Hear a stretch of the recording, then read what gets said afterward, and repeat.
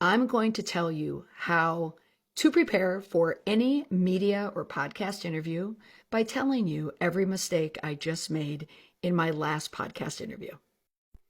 First, I wasn't prepared. I put in my headphones just as the interview was starting.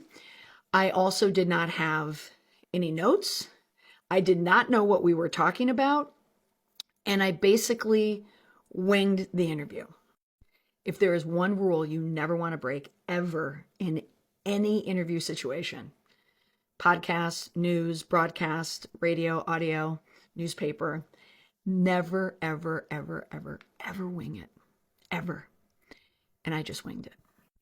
Now, I will say the reason why I wasn't prepared is because I was doing an interview with one of my favorite people in all of media training, Warren Weeks. He's out of Toronto. He has a podcast.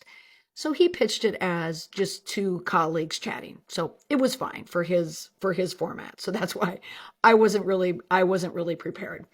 But if you want to prepare for any type of media interview, one, make sure you have your tech.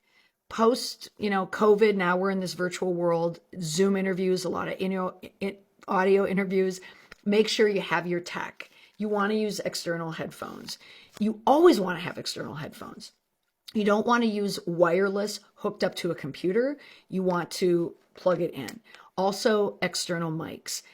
This is a Shure mic. I mean, this is like a high-end mic because I have a podcast, but invest in a good external mic. I cannot tell you how many podcast interviews I do where the guest is just speaking into their computer and you're listening to an echoey room, you're listening to the sound, you're listening to dogs, you're listening to all of it.